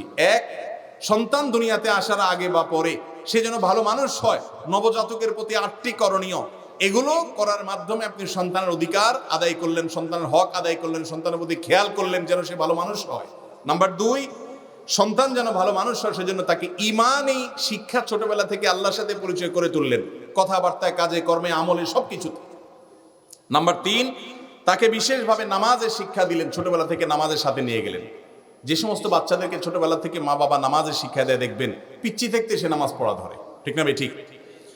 4 নম্বর হলো সন্তানকে আপনি সুন্দর আচার আচরণ, মানুষের পথে ভদ্রতা, শিষ্টাচার এগুলো শিখাবেন, ম্যানার্স শিখাবেন। আর 5 নম্বর হলো সন্তানের প্রতি সমতা বজায় রাখবেন, ইনসাফ বজায় রাখবেন, কোনো জুলুম এবং বেইনসাফি করতে পারবেন না। এগুলো সন্তানের পাওনা, সন্তানের অধিকার। এই অধিকারগুলো আপনাকে আদায় করতে হবে আপনার কল্যাণে। আপনি যদি এগুলো আদায় করেন তাহলে এই সন্তান মানুষের মতো মানুষ হবে, আল্লাহর নেককার বান্দা হবে, আল্লাহর ওলি হবে। সে ডাক্তার হোক, ইঞ্জিনিয়ার হোক, আলেম হোক, ব্যবসায়ী হোক, যেটাই হোক, তার ভিতর আল্লাহর ভয় থাকবে, নেককার হবে। আর এই সন্তান ভালো মানুষ হলে আপনি কবরে অটোমেটিক সওয়াব পেতে থাকবেন ইনশাআল্লাহ। চেষ্টা করবো তো আমরা সবাই ইনশাআল্লাহ। আল্লাহ তাআলা আমাদেরকে আমলের তৌফিক দান করুন। এবার আসা যাক এই সন্তানকে নেককার করার জন্য, আল্লাহর খাঁটি বান্দা হিসাবে গড়ে তোলার জন্য, ভালো মানুষ হিসাবে গড়ে তোলার জন্য আমরা আমাদের যে কর্তব্য আছে, আমাদের যে দায়িত্ব আছে, সেগুলো তো পালন করবই। কিন্তু এই দায়িত্বগুলো পালন করার পাশাপাশি তারা যেন ভালো মানুষ হয়, সেজন্য আমরা সংক্ষেপে তাদের জন্য কোন রুট অবলম্বন করতে পারি, কি কি আমল করতে পারি, তার ভিতরে সর্বপ্রথম আমলটা হলো তাদের সামনে দৃষ্টান্ত স্থাপন করা। দৃষ্টান্ত স্থাপন করা মানে সন্তানদের সামনে নিজেরা ভালো মানুষ হয়ে তাদেরকে আদর্শ দেখানো। একটা কথা আমরা সবাই জানার কথা, সেটা হলো ছোট শিশুরা শুনে শুনে, পড়ে পড়ে যা শিখে তার চাইতে বেশি শিখে দেখে দেখে। কথা কি বুঝতে পারছেন? সন্তানরা, ছোট ছোট বাচ্চারা শুনে শুনে যা শিখে, বইতে পড়ে পড়ে যা শিখে, তার চেয়ে বেশি শিখে সে কি দেখে? বাস্তব জিনিস দেখে দেখে। আপনি যদি বলেন যে বাবা মিথ্যা বলতে হয় না, মহাপাপ, এটা সে শুনলো, বইতে সে পড়লো মিথ্যা বলা মহাপাপ, এটা সে পড়লো, কিন্তু সে জানে তার বাপে কেউ ডাকছে, অমুক বাসায় আছেন নাকি, বা কলিং বেল টিপ দিয়ে বলছে ভাবে আশা আছেন নাকি, তো বাচ্চাকে বলে দিছে যে বল আব্বা নাই।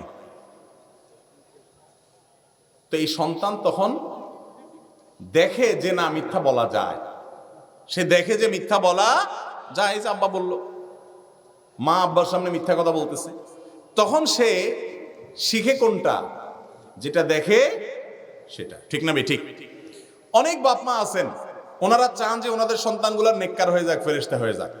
আমাদের কাছে আয়েশা বলে, হুজুর দোয়া শিখিয়ে দেন, যে দোয়া পড়লে ছেলেটা একেবারে সোজা হাসান বসরি হয়ে যাবে, একজন আল্লাহর ওলি আব্দুল কাদের জিলানী হয়ে যাবে, ইমাম আবু হানিফা, ইমাম বুখারী রাহমাতুল্লাহ হয়ে যাবে, এরকম একজন বুজুর্গ হয়ে যাবে, ছেলেটা নেককার হয়ে যাবে। দোয়া শিখিয়ে দেন। আর উনি নিজে যত রকমের 2 নাম্বারই আছে, যত রকমের হারাম কাজ আছে, যত রকমের গুনাহের কাজ আছে, এগুলো সব করবে। হুজুর শুধু দোয়া শিখিয়ে দিবে, দোয়া পড়লে অটোমেটিক ছেলে নেককার হয়ে যাবে। এরকম কোন দোয়া আছে দুনিয়াতে? এরকম একটা সিস্টেম ইসলাম শিখিয়েছে আমাদেরকে? সন্তানকে ভালো মানুষ করার জন্য সবচেয়ে গুরুত্বপূর্ণ কাজ এবং প্রধান কাজ হলো তার প্রতি দায়িত্বগুলো তো আপনি পালন করবেনই। আপনি আপনার স্ত্রী এবং বাসার ভেতরে এমন একটা কালচার আপনাকে গড়ে তুলতে হবে, যে কালচার দেখে দেখে সে শিখবে, যে কালচার দেখে দেখে সে শিখবে। এই জিনিসটা অনেক গুরুত্বপূর্ণ, অনেক গুরুত্বপূর্ণ।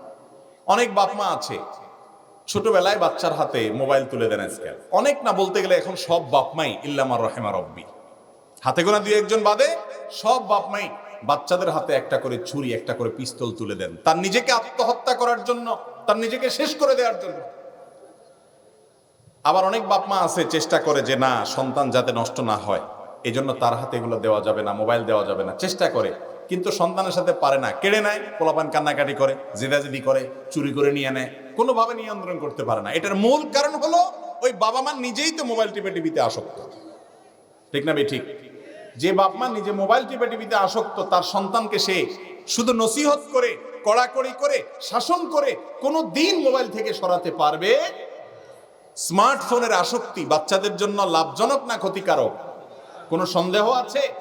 চোখের ক্ষতি করে, ব্রেইনের ক্ষতি করে, চিন্তার ক্ষতি করে, শারীরিক স্থূলতা তৈরি করে। আগে বাচ্চারা দৌড়াদৌড়ি করত, বাহিরে খেলাধুলা করত, শারীরিকভাবে তারা শক্ত হয়ে বড় হতো। আর এখন ছোটবেলা থেকে 3 বছর 4 বছর থেকে নিয়ে আপনার কি করে, মোবাইল একটা, ট্যাব একটা নিয়ে ফুটবলের মতো গোল হইয়া বসে, তো এরকম ফুটবলের মতো মোটা হইতে থাকে আস্তে আস্তে, ঠিক না ঠিক? রোগী হয়ে বড় হয়, স্বাস্থ্য ধ্বংস হয়, আমল ধ্বংস হয়, চিন্তা ধ্বংস হয়, সবকিছু শেষ হয়ে যায়। আর নেটের জগতে ঢোকার পর হারাম জিনিসপত্র ছোটবেলা থেকে দেখতে দেখতে তার ভিতরে ঈমান এবং তাকওয়ার ছিটা ফোঁটা পর্যন্ত থাকে না, ধুয়ে মুছে সব সাফ হয়ে যায়, ঠিক না ঠিক? এই বিষ আমাদের শত্রুদের জন্য, এই ক্ষতিকর জিনিস থেকে যদি আমরা আমাদের পরিবারকে, সন্তানদেরকে বাঁচাইতে চাই, তাহলে প্রথম করণীয় হলো আপনি নিজে মোবাইল ব্যবহারের ক্ষেত্রে আপনাকে নিয়ন্ত্রণ করা শিখতে হবে। প্রয়োজনে কল ধরবেন, কল করবেন, একান্ত জরুরি কাজ থাকলে করবেন। অযথা ইউটিউব, ফেসবুকের ভিতরে বুঁদ হয়ে পড়ে থেকে এটার এডিকশনে, আসক্তিতে আপনি স্ক্রল করতে থাকবেন, আর বাচ্চারা বলবেন আব্বু মোবাইল দেখতে হয় না, এটা কোনোদিনই হবে।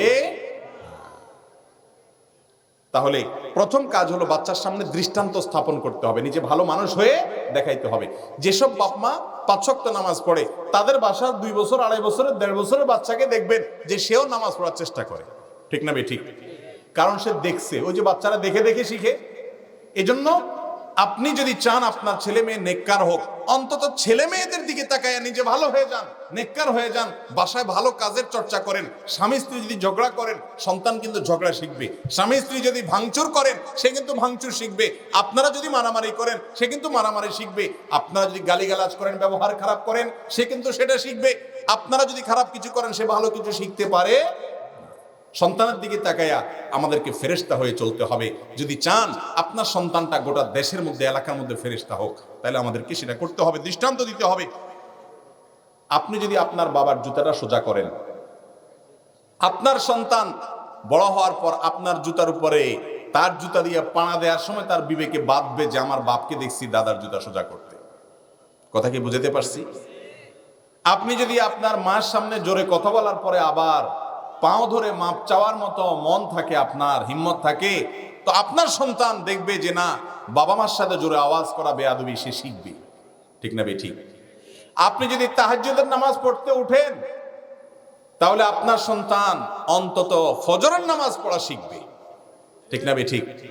আপনি যদি ভোর রাতে উঠে আল্লাহর কাছে কাঁদেন, একটু চোখের পানি ফেলান, একটু জায়নামাজে দাঁড়িয়ে যান, সন্তান একদিন হয়তো হঠাৎ ঘুম ভেঙে যাবে, দেখবে যে আমার বাপ কাঁদছে, আমার মা কাঁদছে। কেন কাঁদছে? মালিকের কাছে দোয়া করছে, সে মালিকের সাথে পরিচিত হবে, সম্পর্ক গড়ে উঠবে। আর আপনি যদি নিজে ফাসেক থাকেন আর বলেন হুজুর মাদ্রাসা দিয়ে গেলাম, ছেলেটাকে হাফেজ আলেম বানায় দেন, নেককার বানায় দেন, আপনি মনে রাখেন কিয়ামত হয়ে যাবে।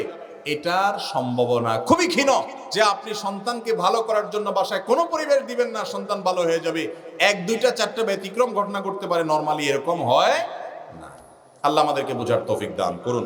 তাহলে 1 নম্বর হলো সন্তানকে দৃষ্টান্ত দিতে হবে, নিজেরা ভালো কাজ করে দেখাইতে হবে। নাম্বার 2, সন্তানকে ভালো পরিবেশ দিতে হবে। পরিবেশ কি? এমন শিক্ষা প্রতিষ্ঠানকে সন্তানকে দিবেন, এমন শিক্ষা প্রতিষ্ঠানের সন্তানকে দিবেন যে শিক্ষা প্রতিষ্ঠানের টিচার, শিক্ষক, তিনি আল্লাহর সাথে পরিচিত, আল্লাহকে চেনেন, আল্লাহ সম্পর্কে জানেন, এবং সেখানে আমল আছে, আখলাক আছে, দিনদারি আছে। শুধু মাদ্রাসা হলেই হবে না, মাদ্রাসার মধ্যে আবার তুলনামূলক ভালো আমল আখলাক আছে, ভালো দিনদারি আছে, ভালো তাকওয়া তহরত আছে, ভালো কথা শেখানো হয়, দেখানো হয়, প্র্যাকটিস আছে, বাচ্চাদের মধ্যে ভালো কিছু আছে, সেরকম জায়গা দিবেন তাকে। এবং এমন পরিবেশের সাথে দোস্তি করবেন, এমন পরিবারের সাথে বন্ধুত্ব করবেন যে পরিবারের বাচ্চাদের সাথে মিশলে বাচ্চা ভালো কিছু শিখবে, খারাপ কিছু শিখবে না। তাহলে পরিবেশটা বাচ্চার জন্য অনেক বেশি গুরুত্বপূর্ণ। যত ভালো পরিবেশে তাকে একটু বড় করে তুলতে পারবেন। একটা বয়স পর্যন্ত নিয়ে যান, 14-15 পার করে দেন ভালো পরিবেশ দিয়া, তার বেসটা যদি গড়ে দিতে পারেন, ফাউন্ডেশনটা ভালো করে গড়ে দিতে পারেন, ইনশাআল্লাহ সারা পৃথিবী সে দাবড়াবে, তার দিনদারি আর কেউ ছিনিয়ে নিতে পারবে না। এবং সর্বশেষ আমল হলো দোয়া। সর্বশেষ আমল কি করা ভাই? দোয়া। শুধু দোয়ার কথা বললে হবে না, আগে নিজে ভালো হতে হবে, দৃষ্টান্ত স্থাপন করতে হবে, বাসায় তাকে ভালো পরিবেশ দিয়ে দেখাইতে হবে, বাসার বাইরে ভালো পরিবেশ দিতে হবে, এরপরে দোয়া করতে হবে। দোয়া কি করবেন? মা বাবার দোয়া সন্তানের জন্য বিফলে যায় না। দোয়া তো করেন ছেলে যেন স্কুলে চান্স পায়, কলেজে চান্স পায়, ফার্স্ট হয়, অমুক হয়, তমুক হয়, করেন এসব দোয়া। এটাও দোয়া করেন আল্লাহ ছেলে যেন আল্লাহর ওলি হয়, নেককার হয়, আল্লাহ আপনার জন্য প্রিয় বান্দা হয়। আর এই জন্য আল্লাহ নবী জাকারিয়া আলাইহিস সালামের দোয়া, আল্লাহ নবী ইব্রাহিম আলাইহিস সালামের দোয়া করেন আল্লাহ তাআলা উল্লেখ করেছেন কিভাবে সন্তানকে নেককার হওয়ার দোয়া করে আল্লাহর কাছে চেয়ে নিতে হয়। জাকারিয়া আলাইহিস সালামের দোয়া, রব্বি হাবলি মিন লাদুনকা যুররিয়াতান তাইয়্যিবা ইন্নাকা সামিউদ দুআ। হে আমার রব, আপনি আমাকে নেক সন্তান দান করেন, কারণ আপনি দোয়া শ্রবণ করেন। রব্বি হাবলি মিন লাদুনকা যুররিয়াতান তাইয়্যিবা, আল্লাহ নেককার সন্তান চাই আপনার কাছে, আপনি দোয়া শ্রবণ করেন। আল্লাহর কাছে আরো দোয়া করেন, রব্বি হাবলি মিনাস সলিহিন, আল্লাহ নেককার সন্তান আমাকে দান করেন, রব্বি হাবলি মিনাস সলিহিন। এরপরে যেটা বললাম, রব্বানা হাবলানা মিন আজওয়াজিনা ওয়া যুররিয়াতিনা কুররাতা আয়ুন ওয়াজআলনা লিল মুত্তাকিনা ইমামা, সূরা ফুরকান 74 নম্বর এটা দোয়া করেন। এরকম বিভিন্ন দোয়া করেন। এই দোয়াগুলো ভোর রাতে উঠে করেন, 5 ওয়াক্ত নামাজের পরে করেন, বিভিন্ন দোয়া কবুলের সময়গুলোতে করেন, সকাল সন্ধ্যায় করেন, শুক্রবারে আসরের পরে করেন। এরকম দোয়া কবুলের সময়গুলোতে আল্লাহর কাছে সন্তানের জন্য চোখের পানি চেয়ে নেন। আপনি যদি 3টা কাজ করেন, ইনশাআল্লাহ চতুর্দিকে যখন ফিতনার কারণে সন্তানরা নষ্ট হয়ে যাচ্ছে, বাচ্চারা শেষ হয়ে যাচ্ছে, আপনার বংশধর, আপনার পরবর্তী জেনারেশন, আপনার সন্তান সন্ততি ইনশাআল্লাহ ফিতনার এই ভয়াবহতায়, ফিতনার এই আগুন যেখানে চতুর্দিকে জ্বলছে, মোড়ে মোড়ে শয়তান বিভিন্ন ফাঁদ এঁটে বসে আছে, এখান থেকে আপনার সন্তানকে আল্লাহ হেফাজত করবেন ইনশাআল্লাহ। চেষ্টা করবো তো আমরা সবাই। আমাদের সন্তানরা যদি নেককার হয় তাহলে গোটা দেশ নেককার হয়ে যাবে, আমরা ভালো থাকবো, গোটা দেশ ভালো হবে, ভালো নাগরিক পাবে। চেষ্টা করবো তো আমরা ইনশাআল্লাহ। সন্তানকে আমরা খারাপ সন্তানদের সাথে যেন না মিশে, খারাপ বাচ্চাদের সাথে যেন না মিশে ভালো পরিবেশ দিব এবং মনিটর করব। আজকাল আধুনিকতার নাম দিয়া, স্বাধীনতার নাম দিয়া সন্তানদেরকে অনেক সময় দেখা যায় যে না এই বয়সে তারা একটু আধটু করে, এই যে একটা ছাড় আপনি দিলেন, এই ছাড়ের পরে একসময় চোখের পানি পড়বে, চোখে হাত দিয়ে কাঁদবেন, কিন্তু আপনার কোনো কাজে আসবে না। তখন অনেক বাপ মা আছে যে ছেলে মেয়ে যখন নষ্ট হয়ে যাচ্ছে, তাদের যখন বিপদগামিতার ভয়ের সময়, ওই সময়টাতে তথাকথিত স্বাধীনতার নামে ছাড় দেওয়ার, অনেকে কড়াকড়ি করতে গিয়া ভেঙে ফেলে, অতিরিক্ত করতে গিয়ে সীমা লঙ্ঘন করে। এই দুইটাই ভুল। শরীয়তের সীমানার মধ্যে থেকে আমাদের সন্তানকে আমরা নেককার করে তোলার চেষ্টা করব। শেষ কথা হলো, নিজে বাবা মা হিসাবে আপনার অধিকার কি আছে সেটা চিন্তা আপনি করার দরকার। এটা সন্তানের কর্তব্য, সে করবে, তার বাপ মার প্রতি কি কর্তব্য। আপনি বাপ মা হিসাবে দায়িত্ব হলো আপনার কর্তব্য চিন্তা করা, যে সন্তানের প্রতি আমার কর্তব্য কি আছে, সেটা আমি ঠিক মতো আদায় করলাম কি করলাম না। খেয়াল করবো তো সবাই ইনশাআল্লাহ। আমরা সবাই যখন যার যার দায়িত্ব, যার যার কর্তব্যটা শতভাগ ঠিক মতো আদায় করব, জান্নাতুল ফেরদাউস আল্লাহ রাব্বুল আলামিন সে মানুষগুলোর জন্যই রেখেছেন। আল্লাহ তাআলা আমাদের সবাইকে এই মাহফিলে যেভাবে একত্রিত হলাম, এখানে যেরকম আমরা শুনলাম কোরআন এবং হাদিসের কথা, এই কথাগুলোকে শুনে শুনে আমল করে জান্নাতে গিয়ে জান্নাতের আঙ্গিনাতে এরকম একত্র হওয়ার তৌফিক দান করুন। ওয়া আখিরু দাওয়ানা আনিল হামদুলিল্লাহি রাব্বিল আলামিন। যারা এই মাহফিলকে সফল করার জন্য বিভিন্নভাবে সহায়তা করেছেন, অর্থ দিয়েছেন, বুদ্ধি দিয়েছেন, ভাই ক্যামেরাম্যানরা বসেন বসেন বসেন বসেন, রেকর্ড করলে রোল দিয়ে বসে যান, আর রেকর্ড না করলে খোলেন। ভাই আওয়াজ করেন না। প্রথম প্রশ্ন, আমাদের মাহফিল কমিটির যুবকদের স্টুডেন্টস ক্লাব ব্লাড ব্যাংক নামে একটি স্বেচ্ছায় রক্তদান সংগঠন আছে। আল্লাহর অশেষ রহমতে আমরা এক বছরে 332 ব্যাগ স্বেচ্ছায় রক্তদান করেছি, কিন্তু এখনও অনেকে ব্লাড দেওয়ার ব্যাপারে উৎসাহিত নয়।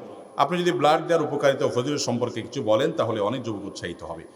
প্রথম কথা হলো, মানুষের উপকার করা এটা আল্লাহর কাছে সবচেয়ে পছন্দনীয় কাজগুলোর একটি কাজ। হাদিসে আসছে আহাব্বুন নাসি ইলাল্লাহি আনফাহুম লিন-নাস। মানুষের মধ্যে এই যে আমরা এখানে এতগুলো মানুষ আছি, আমাদের এই মানুষগুলোর মধ্যে আল্লাহর কাছে সবচেয়ে প্রিয় মানুষ সে যেই লোকটা মানুষের উপকার করে বেড়ায়। যে মানুষের উপকার করে বেড়ায় এই লোকটা হলো আল্লাহর কাছে সবচাইতে কি মানুষ? প্রিয় মানুষ, আল্লাহর পছন্দের মানুষ। এই জন্য মানুষের উপকারের মধ্যে একটা বড় উপকার হলো যখন কারোর শরীরে রক্তের প্রয়োজন হয়, অসুখ হলে, অ্যাক্সিডেন্ট হলে, এরকম বিপদের সময় যদি আপনি তাকে ব্লাড দেন, ব্লাড নিয়ে হাজির হন, তাহলে এটা তার জীবনে একটা বড় উপকার। কি উপকার না বলেন? এই উপকারটা যদি করা হয় অনেক বড় সওয়াবের একটা কাজ হবে ইনশাআল্লাহ। এই যে ব্লাড ব্যাংকের উদ্যোগ নিয়েছেন, মাহফিল যারা পরিচালনা করছেন যুব সমাজ, আমি তো দোয়া করি দিলের গভীর থেকে যে এলাকার যুবক ভাইরা যে কাজটা করছেন, এরকম অভাবী মানুষের পাশে দাঁড়ানো, অভাবী মানুষের অভাব দূর করা, অসুস্থ মানুষের সেবা করা, বিপদগ্রস্ত মানুষকে সহায়তা দেওয়া, এই কাজগুলো আমাদের যুবকদেরকে করতে হবে। এই কাজগুলোর মাধ্যমে কিন্তু আমরা সমাজকে উপকার করতে পারবো, আল্লাহর প্রিয় পাত্র হতে পারবো ইনশাআল্লাহ। রক্ত দেওয়া এটা একটা সওয়াবের কাজ। রক্ত বিক্রি করা গুনাহের কাজ। নিজের রক্ত নিজে বিক্রি করা কি গুনাহের কাজ। আপনি আপনার রক্ত বিক্রি করতে পারেন না শরীয়তে মাসআলা অনুযায়ী। কেন? কারণ আপনার এই রক্তটা আল্লাহর দান। আপনি খেয়েছেন, এর ফলে রক্ত হয়েছে, ঠিক আছে, এই রক্তটা টোটালি আল্লাহ রাব্বুল আলামিনের দান। মানুষের শরীরের কোনো অঙ্গ প্রত্যঙ্গ সে বিক্রি করার ইখতিয়ার তার নাই, সে দান করতে পারে। একজন মানুষ উপকারের জন্য, কারোর বিপদ হয়েছে, তাকে রক্ত দান করতে পারে। বরং রক্ত দান করা একটা সওয়াবের কাজ। অনেক সময় ক্যাশ টাকা দেওয়ার চাইতে গুরুত্বপূর্ণ, যখন মানুষের জীবন বাঁচানো দরকার, টাকার চাইতে রক্তটা বেশি দরকার। এই জন্য রক্ত দান করলে অফুরন্ত সওয়াব হবে। যারা এখনো মনে করেন রক্ত দান করবো কি করবো না, হেজিটেশনে ভোগেন, এর চাইতে বোকামি আর কিচ্ছু নাই। রক্ত দান করলে মানুষের শরীরের নর্মাল একজন স্বাভাবিক মানুষ রক্ত দান করলে তার কোনো ক্ষতি হয় না। বরং রক্ত দিলে শরীর থেকে যে রক্তটা যায়, আবার অটোমেটিকলি কিছু সময়ের মধ্যে সে রক্তটা জেনারেট হয়ে যায়, শরীরের মধ্যে তৈরি হয়ে যায়। তাহলে পয়সাও খরচ হবে না, কিচ্ছুও না। যে রক্তটা যাবে আবার সেটা অটোমেটিক কয়দিনের মধ্যে হয়ে যাবে শরীরে। তাহলে আমার লসটা কি? এমনিতেই মানুষের শরীরে যে রক্ত থাকে, এই রক্ত পরিবর্তন হতে থাকে। আপনি দেন আর না দেন, তাহলে আপনি দিয়ে সওয়াব অর্জন করেন, অটোমেটিকলি রক্ত আপনার কয়দিনের মধ্যে হয়ে যাবে, কোনো অসুবিধা নাই। এত বড় একটা সওয়াবের পথ, কিভাবে এই পথে যেতে মানুষ দ্বিধাগ্রস্ত থাকতে পারে? যাদের সুযোগ আছে তারা অবশ্যই সময় বের করে এই যে ব্লাড ব্যাংকের সাথে যুক্ত হয়ে যাবেন, এটা আমার অনুরোধ। এবং এই ধরনের উদ্যোগগুলো মুসলমানদেরকে, দিনদারদেরকে, প্র্যাকটিসিং মুসলমানদেরকে আরো বেশি নিতে হবে। কারণ ইসলাম আমাদেরকে শুধু নামাজ রোজার কথা বলে নাই, মানুষ উপকারের কথাও বলেছে না বলে নেই? আমার নবী করিম সাল্লাল্লাহু আলাইহি সাল্লাম তার তারুণ্যে হিলফুল ফুজুলের মতো সংগঠনে যুক্ত হয়েছেন, যার কাজে ছিল কেউ করা মানুষের উপকার করা। অতএব এই ধরনের কাজ যারা করছেন, ভালো কাজ করছেন, এটার সাথে আপনারা যুক্ত হয়ে যাবেন ইনশাআল্লাহ।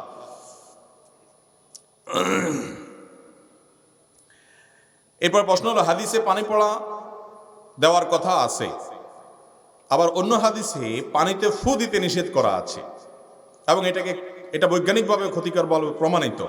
আমরা পানি পড়া খেলে যদিও কোরআন পড়ে ফু দেই, কিন্তু তারপর এটি ক্ষতিকর নয় কি? দয়া করে বক্তব্য জানাবেন। সুন্দর একটা প্রশ্ন। এটা ঠিক যে নবী করিম সাল্লাল্লাহু আলাইহি সাল্লাম গরম খাবার ফু দিয়ে খেতে নিষেধ করেছেন। গরম খাবার ঠান্ডা করার জন্য আমরা ফু দেই না, এটা তিনি নিষেধ করেছেন। এটা আপনি কোনো কিছু দিয়ে বাতাস করে ঠান্ডা করেন, ফ্যানের নিচে দিয়ে ঠান্ডা করেন, অথবা এমনি রেখে দেন, কিন্তু আপনি ফু দিয়ে ঠান্ডা করে খাবেন। বিশেষ করে চা যারা খান, বেশিরভাগ মানুষই চায়ের কাপে কয়টা ফু দিয়ে নেন, তাই না? এই যে আমরা ফু দেই, বৈজ্ঞানিকভাবেও এটা ক্ষতিকর বলে প্রমাণিত। আমাদের প্রশ্বাসের সাথে, আমাদের ফুয়ের সাথে, নাকে নিঃশ্বাস যে আমরা যে ছাড়ি এটার সাথে, এবং যে ফুগুলো দিয়ে থাকি আমরা, এগুলোর সাথে অনেক সময় জীবাণু নির্গত হয়। অনেক সময় এমন কিছু নির্গত হয় যা খাবারের সাথে মিশে সেটা ক্ষতিকর হয়। সেই জন্য নর্মালি আপনার ফু দিয়ে গরম খাবার ঠান্ডা করা বা ফু দিয়ে খেতে নবী সাল্লাল্লাহু আলাইহি ওয়াসাল্লাম নিষেধ করেছেন, এটা ঠিক। নবী করিম সাল্লাল্লাহু আলাইহি ওয়াসাল্লাম যেটা নিষেধ করেছেন সেটার ভেতরেই আমাদের জন্য কল্যাণ আছে, এটাকে মান্য করার মধ্যে।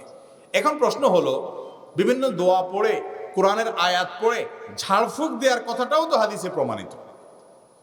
তাহলে দুইটার মধ্যে সমন্বয় কি ভাবে? এর উত্তর হলো যে নর্মালি আপনি কোনো দোয়া পড়ে একজন অসুস্থ ব্যক্তিকে ফু দেন বা কোনো বস্তুতে ফু দেন, এটা যেমন প্রমাণিত, একইভাবে কোনো খাবারে ইত্যাদিতে দোয়া পড়ে, বিশেষ করে কোরআনে কারিমের আয়াত পড়ে ঝাড়ফুঁক করার বিষয়টাও প্রমাণিত।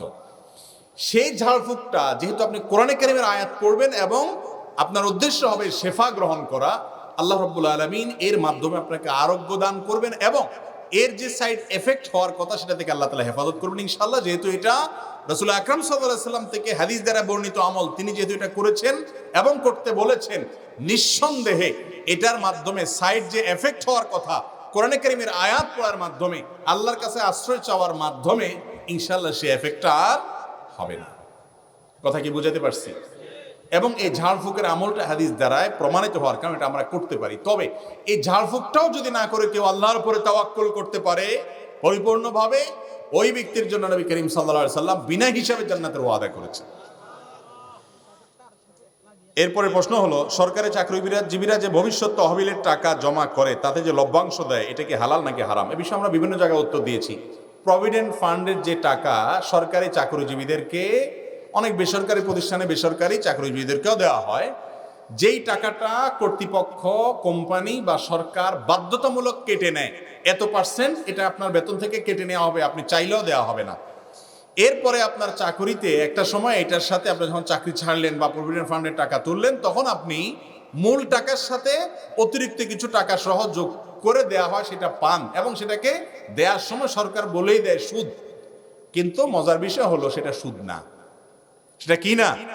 সুদ না। কারণ হলো, সুদ বলা হয় আপনি নিজে টাকা দিয়েছেন লাভের আশায়, ব্যবসায়িক ভিত্তি ছাড়া সুদের ভিত্তিতে টাকা প্রফিট নিয়েছেন, এটা সুদ। লোন দিয়ে অতিরিক্ত নিয়েছেন। কিন্তু এখানে আপনাকে সরকার বা ওই প্রতিষ্ঠান আপনার বেতন দেওয়ার সময় বাধ্যতামূলক যে কেটে নিচ্ছে, সেখানে আপনার ইচ্ছা নাই, স্বাধীনতা নাই, জোর করে আপনার থেকে রেখে দিচ্ছে। জোর করে বলতে বাধ্যতামূলক কেটে নিচ্ছে। এই যে রেখে দিচ্ছে, এই রেখে দেওয়ার পর অতিরিক্ত যে টাকা দেয় সেটা সে সুদ বলে দিলেও সুদ হবে না। কারণ আপনি এখানে জমা রেখে অতিরিক্ত নিচ্ছেন, ব্যাপারটা আপনি কিছু করেনই নেই। আপনাকে কেমন যেন বেতন আপনার 10,000 ধার্য করে আপনাকে 8,000 দিচ্ছে, 2,000 দেয় নাই, কথার কথা ওই 2,000 আপনি পানই নাই কেমন যেন। এখন দেওয়ার সময় সে বাড়াই দিচ্ছে, এটা তার ব্যাপার, এটাকে সুদ হিসাবে গণ্য করা হবে না। বাংলাদেশের বেশিরভাগ মুফতি এবং ওলামায়ে কেরামের ফতোয়া এটাই, যে এটা সুদ হবে না। তবে হ্যাঁ, প্রভিডেন্ট ফান্ডে কিছু আছে ঐচ্ছিকভাবে কাটা যায়, ঐচ্ছিকভাবে, যে আপনি চাইলে প্রভিডেন্ট ফান্ডে এই পার্সেন্টেজ কাটতে পারেন, না চাইলে না কাটতে পারেন। সেটা যদি আপনি কাটান এবং তার এগেনিস্টে যদি সুদ দেওয়া হয় অতিরিক্ত, সেটা কি হবে? হারাম হবে, সেটা খাওয়া জায়েজ হবে না। এরপরে প্রশ্ন হলো, আমি আপনাকে আল্লাহর জন্য ভালোবাসি। এই বছর গত 1 জানুয়ারি আপনার প্রথম মাহফিলে উপস্থিত ছিলাম। তারপর থেকে আজ পর্যন্ত আমি আপনাকে প্রায় 4 বার স্বপ্নে দেখেছি এবং যতবার দেখেছি আপনাকে আমার খুব কাছাকাছি পেয়েছি। এই স্বপ্নের ব্যাখ্যা কি হতে পারে? স্বপ্নের ব্যাখ্যা যাই হোক, এখন তো ডাইরেক্ট দেখছেন, ঠিক না ভাই? সাধারণত মানুষ কোনো কিছু নিয়ে বেশি কল্পনা করলে ওটা স্বপ্নে দেখে।